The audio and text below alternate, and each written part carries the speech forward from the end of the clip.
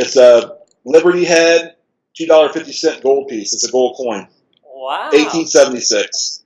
Yeah. I'm going to give this away on my next video. For everyone watching, if you really want to search for it, definitely go to my channel because I dig into my videos because I'm going to save you a lot of time, a lot of effort.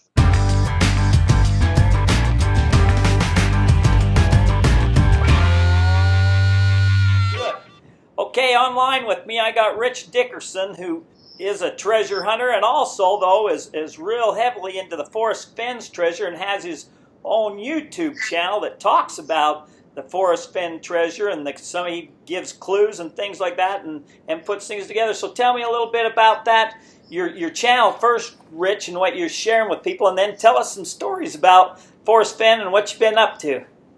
Sure, would love to. Well, the channel kind of started originally as almost just for me only, because I realized I was going through a lot of different ideas, you know what I'm saying, and had a hard time logging those ideas. So for a while I kept a journal and like notes, and then I decided I was watching a lot of other YouTube videos about the Fenn treasure. I was like, you know what, it'd be nice to have those videos for myself and kind of see my thought process progress. Right? Like, you know, if you look at 6 months from now, you can see what you're thinking 6 months ago. So that's how it started, and it kind of snowballed from there. So people started liking the ideas I was kind of sharing with them, and then I realized I was getting a lot of feedback, which was helping me my ideas evolve. So it kind of became a combination of both, kind of helping the community out with ideas and brainstorming, but also keeping that. It's almost like diary of my thoughts. So if I'm ever getting if I figure out, well, why did I think that? Why did I make that decision? I'll go back to that video about that certain thing. It's like I can relive it that way. How do they find you on YouTube? How do they see what secrets you're sharing on YouTube? Yeah, sure. My show's called Thrill of the Treasure. Thrill of the Treasure. So it's a play on the Forrest Fenn book. It's called Thrill of the Chase. That's actually the book that's written. So if they just search Thrill of the Treasure, they'll find my channel. And I have as of date, about 14 videos, I believe. And they're really in-depth videos. Some of them are half hour, 45 minutes. And I really break down my approach to figuring out this treasure hunt is focusing on Forrest, the things he said.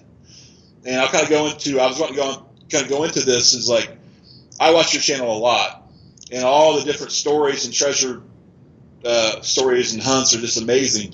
The biggest difference between this and a lot of the ones on your channel is that this is recent. Yeah. So he's still alive. It's like, you know, it's not folklore. It's not like 50 years ago, or it's not a story to a story. This is actually, we can still hear from the man, his mouth. Yeah. You know what I'm saying? That's fascinating to me. And he has as you guys that are tuning in, as you kind of delve into the Fenn treasure, there's no shortage of words from him. He's had weekly words. He's written the book, but he's been on the blogs, and so it's amazing. He's answered questions. He's done YouTube videos. So I study him, and I basically take answers that he's said in different parts and different times, because this has been going on now for a decade. The Fenn treasure chase is going on 10 years now. So there's a lot of material. Well, I didn't realize it's been going on that long. But, you know, I've heard people say, he really never hit anything. He's just doing it to market his book and stuff like that. But you know what? I personally have a friend, know a guy, that thought it would be cool for somebody to find something. So he took 100 ounces of silver and hid it in a spot where he knew eventually somebody would find it. And he'd go check it every now and again, and one day he went back and it was gone, and it just made him happy and excited to know that somebody got to find 100 ounces of silver, you know? So people do that. Yeah. I kind of went through the same phase. When you first hear about it, most of us, our initial response is, okay, now again, compared to some of the other treasure hunts we talk about, like the Spanish mines and stuff, we know why it's there. They didn't do it for a treasure hunt. You know what I'm saying? They left it behind because they're getting massacred or whatnot. There's a real reason why we can find it.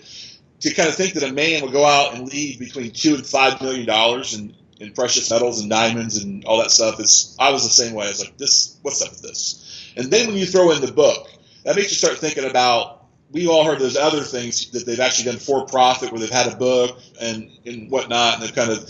But as you go, I bet you it takes you about 2 or 3 days to get to know Forrest that you realize that this is for real. Okay, there's numerous reasons why. One is he's very extremely wealthy. That doesn't make him a for sure thing, but he does have the money to spend. He's very eccentric. He was an art collector based on New Mexico. He's a Vietnam War air fighter pilot. So like when you read his book, it's like truly an Indiana Jones story. And just as you kind of go farther and farther into it, you realize that this man 100%. I mean, it's 100%. Obviously I can't say 100% about everything, but I would not spend this time. I mean, there's no doubt it's out there, and that makes it exciting because again, it's just to sit in your house and know that a treasure of that value is sitting out there right now, and there's actually clues to find it. It keeps you up at night. So two questions for you. So one, how did you get involved in it? And two, for the people that don't know what Forrest Fenn's treasure is, give us a quick rundown on that. Sure. I ran into it a little over 2 years ago, and it was a TV show. It was like an interview. Okay, it wasn't because he's done a lot, like little things on Today's Show and like a bunch of press. The one I saw was even more obscure than that. It was like this little thing, and like at the time, I was still had my insurance company, so I was still working full time. But I was like, man, that's interesting. Immediately, my imagination started turning right, and then I sold my insurance company, and then I was kind of in a situation where I was like, well, what am I going to do? You know, and with my dad, I'd hunted arrowheads back when I was a kid, and I was really wanting to kind of get completely away from a desk and business world completely. And so that came to my mind, you know, and I thought about it, and then so I started doing a little bit of research, and before you know it, I'm headlong into basically being a treasure hunter. And that's my full-time hobby now, and by pastime, and I just enjoy it so much. I focus mainly on the Fenn treasure for the reasons that I said. It's now. It's here. It's now. He's still alive. It's only 10 years old. But I have a bucket list, you know, of other. We talked about a little bit about some of the opportunities, you know, in Utah, the Spanish mines. Jesse James treasure interests me extremely a lot, basically. So that's kind of how it happened. So for those who don't know, Forrest Fenn, about 10 years ago, he won't say the exact date, 2009 or 2010. Most treasure hunters believe 2010. He hit a treasure, and it's estimated to be worth about $2 to $5 million. It's in basically a Roman chest. It's like a bronze chest, about 5 inches high or so, about 10 inches across, give or take. It's not too big, but he has. If you go over what the contents of it, it'll blow your mind. There are gold nuggets in there as big as hen eggs.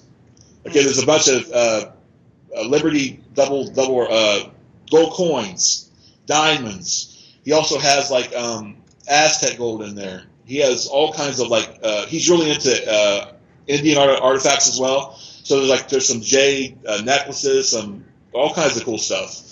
And the gold is the biggest thing. There's so much gold in this thing. It weighs 42 pounds. It's like 42 pounds of gold.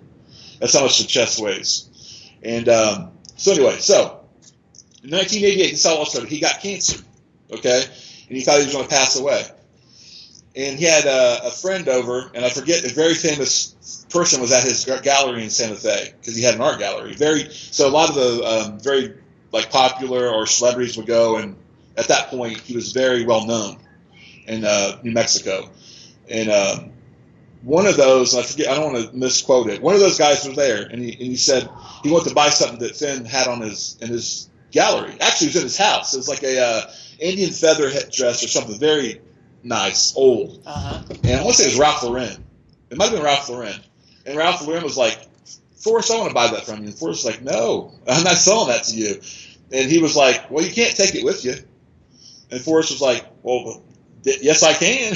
You know what I'm saying? He's like, I can take it with me because it's a joke. But later that night when he was in bed, he said, you know what? Why can't I take it with me? He used to say I can't take this stuff with me.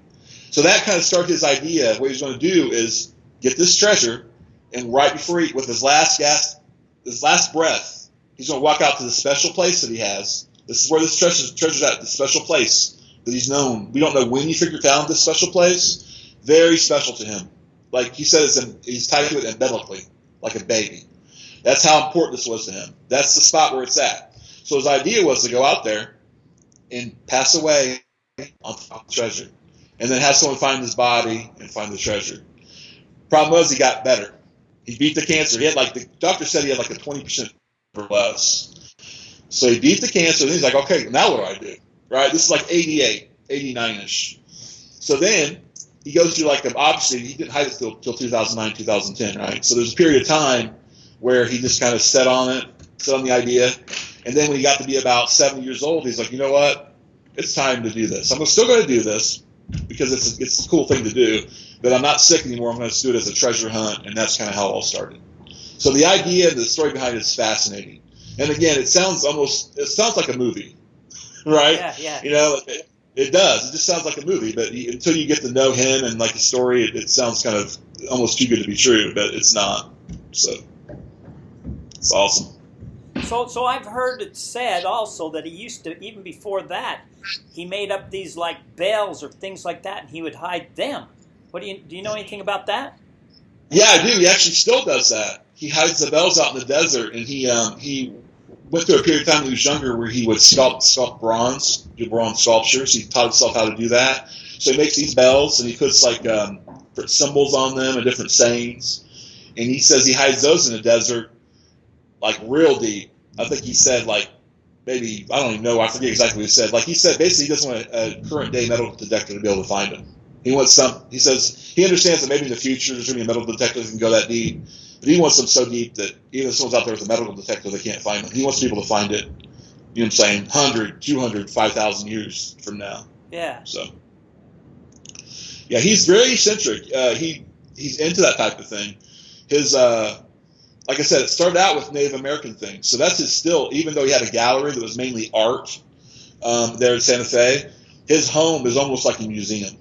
He actually bought San Pueblo Lazaro, which is actually an Indian ruins. He bought that in I think the late 80s, early 90s, if I'm not mistaken. At some point, he actually excavated that. So there's a whole other side story to Fenn that Forrest Fenn is interesting, is that, and it kind of goes with the guys that want to find this treasure. He has a very interesting relationship with the government, okay, because he's not an archaeologist, and he's actually had them come to his home looking at the relics that he has and try to take them. There's a big thing going on there too.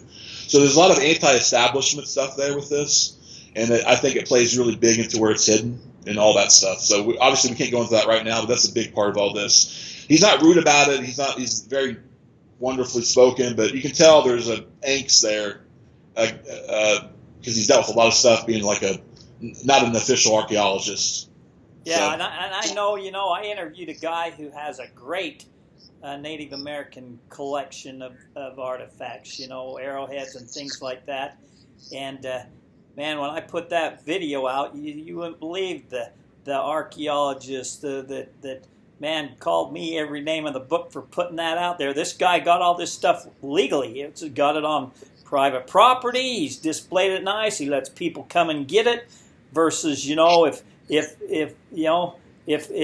it goes into a museum, it's in there for a little bit, and then it goes into a box, and then somebody takes it home, or you never see it again. And who's to say what's what? But definitely 100%. The establishment does not like you having artifacts. They don't. And, being new to this genre a little bit, like 2 years or so, to treasure hunting and even revisiting, finding arrowheads again, because there's a period of time, because I played basketball in high school and college, and I got into business, so I didn't do anything like that. I kind of just stepped away from it. But getting back into it, I can't believe how bad it's gotten. Even you'll find an arrowhead, you got to look up, because there's a bunch of rules for every sstate, it really is ridiculous. Oh, yeah, even finding the treasure. We talk about on the message boards, if we find it, what do we do? There's all these questions, legalities surrounding it. It's a shame. Legality, if it's not on private property, if it's on government property, Bill M. Wilderness Forest Service, it's the antiquities laws. Anything older than 50 years old, you find a penny that's older than 50 years old. If you pick that up, you're in big trouble. Yep. That's probably one of the more fascinating things about this treasure hunt is that the 4 states. Okay, he says it's north of Santa Fe, somewhere in the Rocky Mountains. Okay, so this covers New Mexico, Colorado, Wyoming, and Montana. Okay, so that's the 4 search states that we got. He's given us that much. In the Rocky Mountains, so it doesn't go up over Canada. It doesn't go any farther west. But the problem, one of the issues is you've got forests, you got obviously private property, you got national parks, and he won't say which it's hidden in. But what he did say, he said he's paid lawyers about $20,000 to tell him the best place to hide it. Okay, so that's another huge debate. And you guys, I really want to give a message out to your listeners, because here's why. I think the people that use their brain power for the Spanish treasures and have the capacity to do all this research, right, from 50 to 100 years ago and get to this point, and you guys also know a lot of these laws, right? I think the person that knows the laws and knows what can and where, like what areas, I really think that's a huge advantage. I really do. And to take that research power and have all this information that's present day, I think your guys would absolutely kill it. I think they would do a great job, and really, you know what I'm saying, someone's going to find this thing, I think, within the next 24 months to 36 months. Really? And it's something like that, I think. So what kind of clues can you give us? Oh, man, I can cut us in on a few clues that. Here, man. Cut us in on a few clues. Well, it's cool because this is how it works. He said he made a poem. Okay, and in the poem, there's 9 clues. All right, and basically he says to marry those clues in the poem to a spot in the map, and that the person that's going to find it's going to go with confidence, and they're going to walk right to the treasure. So that's kind of the bait that you get. You got to go to bed thinking about that every night. Okay, so what's good about it is the first clue is begin at where warm waters halt. Okay, that's the first clue. Now, that's not the first line of the poem. There's a stanza.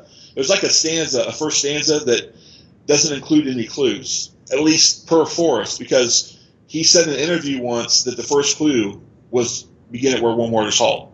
Okay, and he said there's 9 clues. That's the only clue that we know for sure of. Okay, so we know it starts with that. But what's nice is he's given us help. Like, for example, he said that warm waters halt is not a dam. See what I'm saying?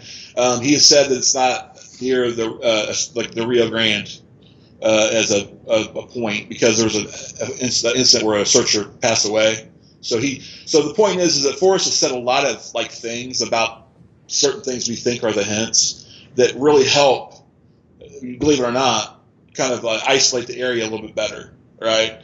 So like I said, me personally, I'm big on his words. His advice is to read the book, because he has a book that's his autobiography that includes the poem, and he says there's hints in the book that could help with the clues to locations in the poem.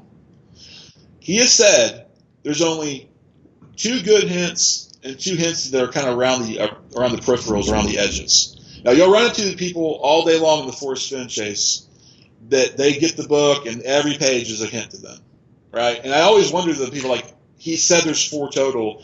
If you're getting 1 out of every page, the math doesn't work, right? So you really got to be, when you read that book, you got to really think, okay, what's these 4 hints? They got to be pretty good, you know what I'm saying? And what are they going to be? You can kind of isolate those. So what he says to do is read the book, then read the poem, and then use that information, and then read the book again, see if anything kind of abstract catches up with your mind, and try to marry those spots in the poem, those clues that are representing spots with the map. And that's it. So people are strong in geography. People are strong in, like I said, treasure law, treasure trove, stuff like that. I believe have an advantage. I've taught myself all that, but I started from zero, and I had that whole learning curve. Now I know it.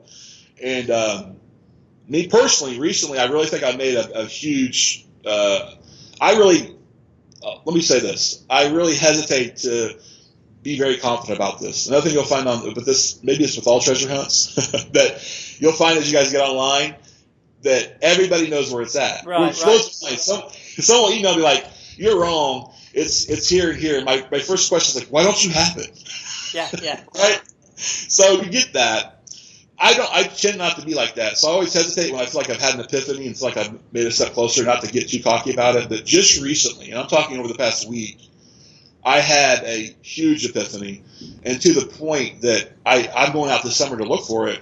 And my two hot spots are New Mexico, Colorado border, and that's one area I really think it's a possibility. And then it was up in Montana, close to the Canadian border. All right. This epiphany actually changed my areas. Now, not necessarily the general area, but the specific areas. That's how big it was. I had these trips planned. So, yeah, I could really, I mean, it just kind of depends on what, like, there's so much to talk about. I don't know what you would want to focus on, but it's really incredible.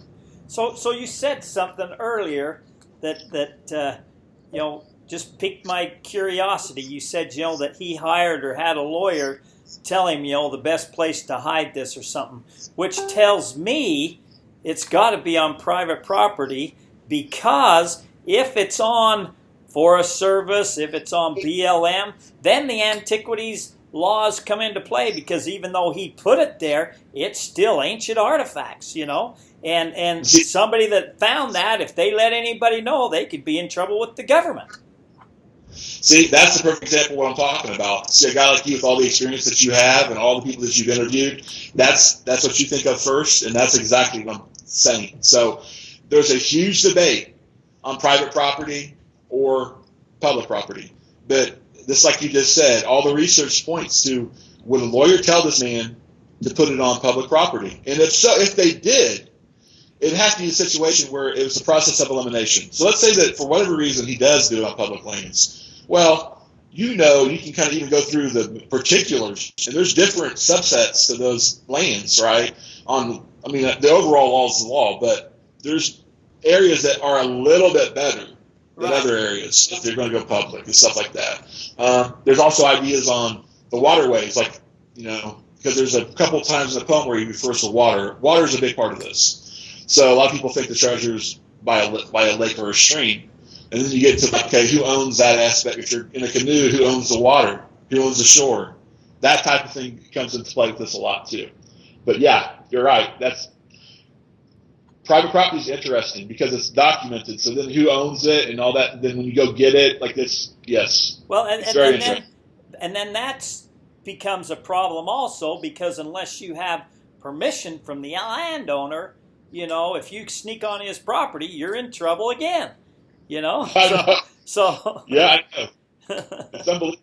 That's the stuff that keeps you up at night with this. And what's cool, what's really interesting is when you guys find the poem, you can tell that the first stanza is done for legal reasons. All right, let me read it to you real quick. You guys, okay, listen to this. As I have gone alone in there, and with my treasure bold, I can keep my secret where, and hid her riches new and old. So he is basically making sure that that he went alone in there. I think there's reality to that. And then this last stanza is after the clues. There's two more stanzas where people think, again, those are written more to basically almost like a will. See what I'm saying? Because at the end he gives it away. He says, "You can have my treasure trove." Not those exact words, but there's some legality. There's actually legality to this poem. I 100% believe it. I think he says things to make it when it is found, to make certain things happen. So, but again, it's fascinating because all that stuff kind of comes into play. And again, we're not talking about, something that's 100 years old. This guy's talking about this treasure a month ago. You know what I'm saying? And people are searching for it now, and there's so much feedback out there. And I would recommend, if you do this, anyone that starts this treasure hunt, take 2 or 3 days to form your own opinions first. Make sure of that, because I believe personally that other than me finding it, it'll probably be someone that's new that has experience, like with your group, or somebody who just stumbles onto it and doesn't even know about it. That's a great thing. That's a great point that you say that, because he swears up and down that's not possible. Oh, really? Yep. I don't know how that's possible. You know what I'm saying? As well as I do, you can put, I saw stories of bodies being out 100 miles in the middle of nowhere and people summon onto them 2 days after they're hidden. So he firmly believes that no one's going to stumble upon this treasure. So that gets to another thing. Is it buried or not buried? Okay, because he won't say. He won't say, when someone asks him if it's buried or not buried, he says, I'm not going to say it's buried, but I'm not going to say it's not buried. I don't want to answer that question. Yeah. Now, some people think that's because of the laws on where it's buried, where it's at, and that might be a clue hint to that, and it can't be buried. You can't dig in certain places. I don't know. I mean, I might theory, but yeah, I never really have tried looking for it. However, I've been out looking for it with a friend of mine who was searching it and trying to find it. And we found a lot of interesting things. In fact, I'll leave a link to some articles I've written on my adventures because we found some interesting things. But well, that's awesome. But anyways, my thought always was, like you said, he was into the Native American stuffs. I remember reading that he'd fly his airplane close to the cliffs and stuff, looking for cliff dwellings and things like that. And so to me, in my mind, and you said, he had cancer and he was expecting to die, and he was just going to go there and die. Well, to me, he's not just going to go die on top of the ground. I wouldn't think. To me, it sounds like he's found some kind of a cool ancient burial, an ancient tomb, where he's just got to remove some rocks, go in there, pull the rocks back in on him, and there he's got himself a tomb. And then that's in my mind what I think it has to be. Now, I could be completely wrong, but in my mind, that's what I think. You're well on to some good theories there, just for real, because it meets his personality. Because he said when he was in the Navy, or in the Air Force, excuse me, he used to, back in the day, they could do whatever they want, before when he was a pilot, he would actually go use his plane to go look for ruins. He'd fly up to find sites in Air Force planes. So I think that's a very, very big possibility. Okay, that he was up looking for one of those sites, he found one, and that's his baby. And no, it's way out there. You know what I'm saying? It's you can get to it, but it's out there.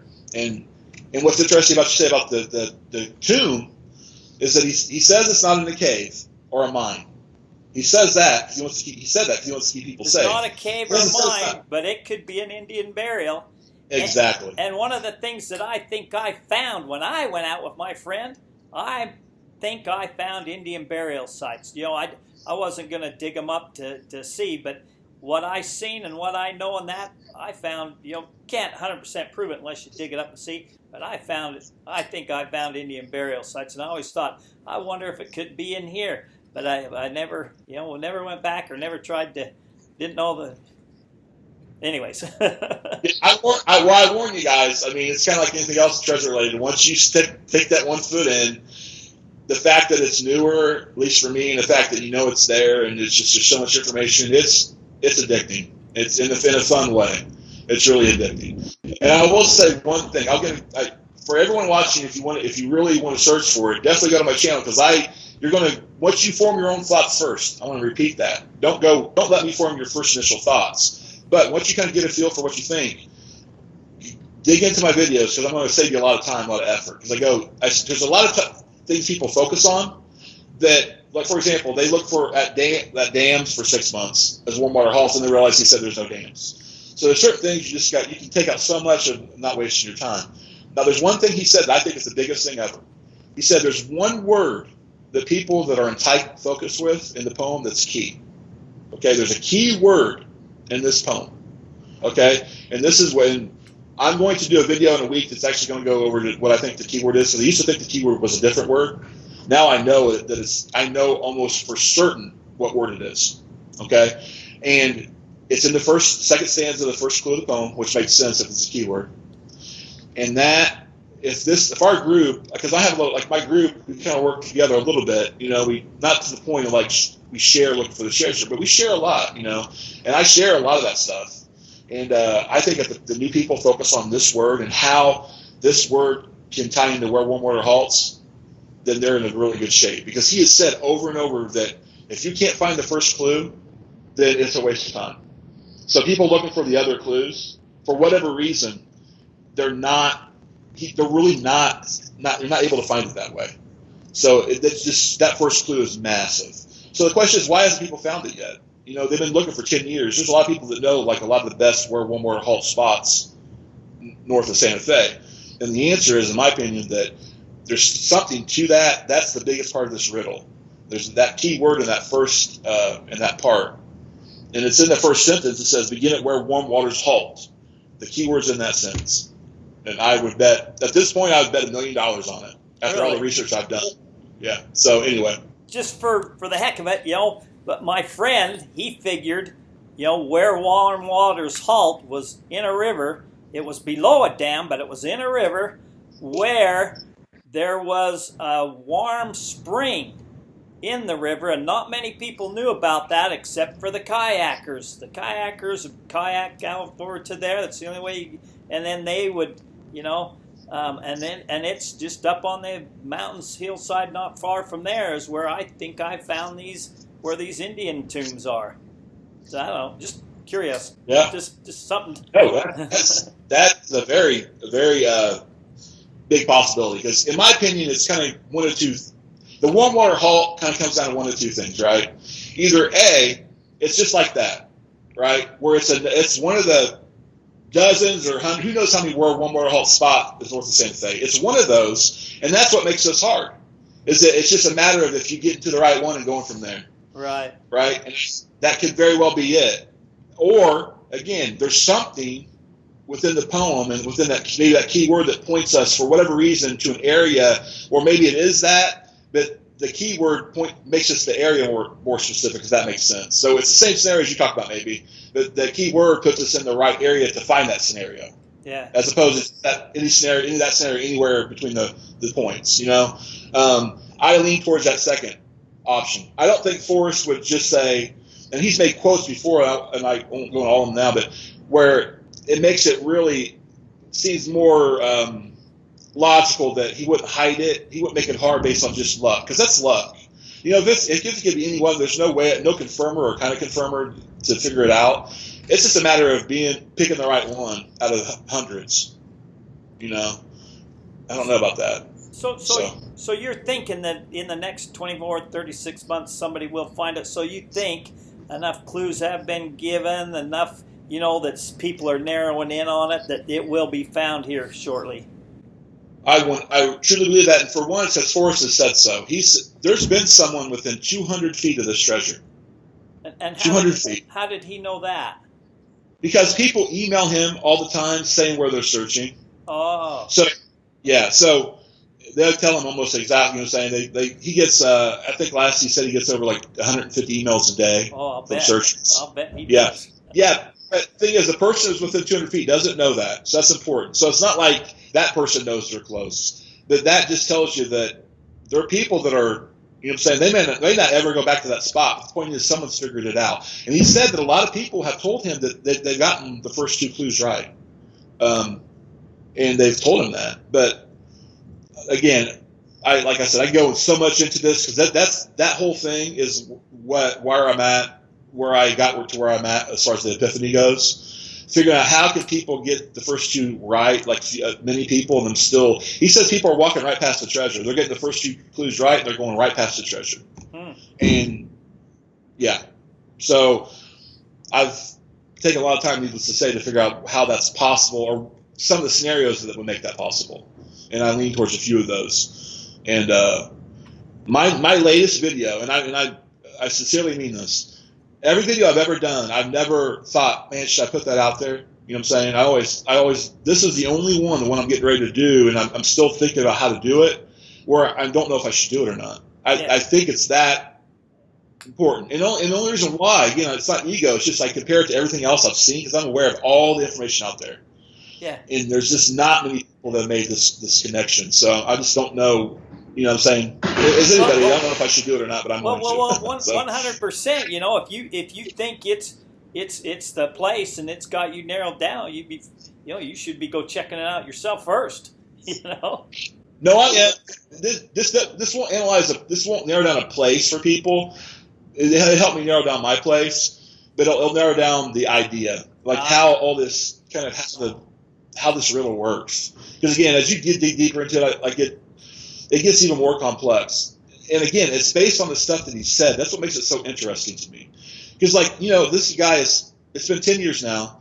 He has made comments when he's tired, when he's hungry. You see what I'm saying? When he's 80 years old. Yeah. So he's a human being. Yep. He's a human being. And some people are like, oh, don't focus on what he says. Focus on the poem and focus on the book. They're crazy. Oh, yeah. You know what I'm saying? Because like Yeah. an FBI agent or a psychological profiler wouldn't do that, and he's given us a lot of good clues, and if you compare him like to things he said over the years, he doesn't even know that he's doing it, and he has. So it's fascinating to me. Yeah, it's awesome. It's like I said, it takes up majority of my time. And then when I need a break, and when I get kind of this like, I call it treasure hunter block, where you guys probably feel it, where you just overanalyze to the point you just need to get away for a second from that particular hunt.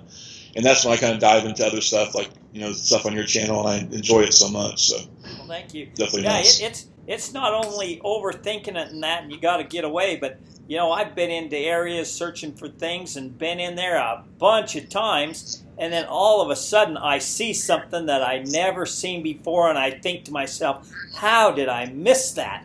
How did I? Because it's plain as day, but, you know, you're just not looking. You're looking for other things. Your mind's looking for other things, and you just miss things, you know. So that's so true. That's so true.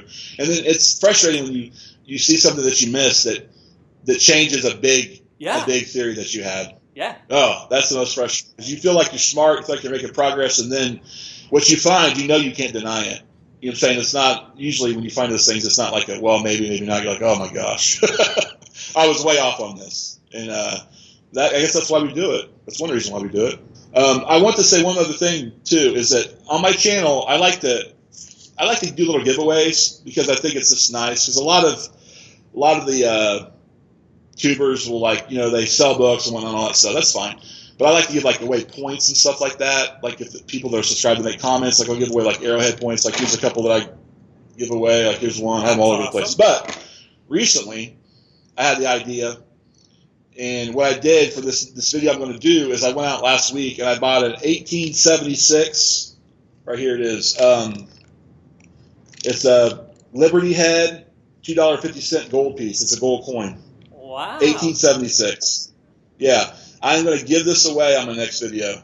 Nice. The value on it, I looked at the price guide, it's like $500 to $600. I didn't pay that for it.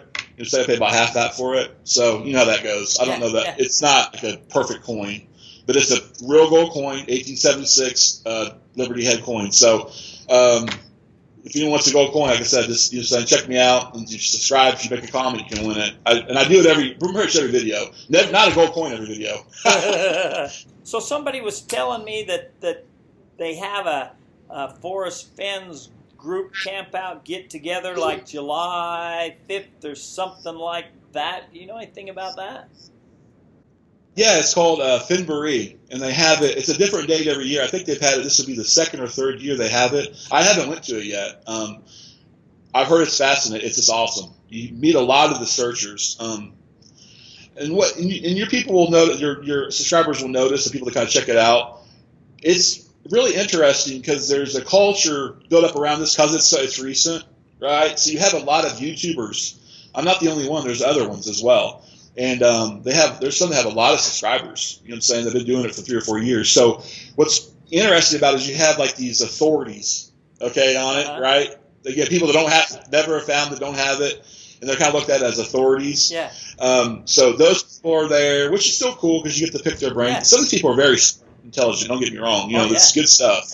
And I take in all the information because I'm so open-minded. But you get there's a lot of blogs out there, like specific to it, pages and pages. There's YouTube channels, there's Facebook groups. So the Finbury that you're talking about is a good way to kind of put a lot of faces to the names of those people. And they have like different things, like different like presentations and stuff. So it's supposed to be pretty cool. I'm going to go this year, I think. And then also there's another new one called Function in the Junction, which is in Yellowstone. And I want to say that's in the next 3 or 4 weeks. And that's another kind of thin thing to put together. Huh. So it's definitely a community around it, which is kind of cool. Yeah, that is cool. Well, Rich, with that said, man, I appreciate you, and that's a wrap. Thanks, sir.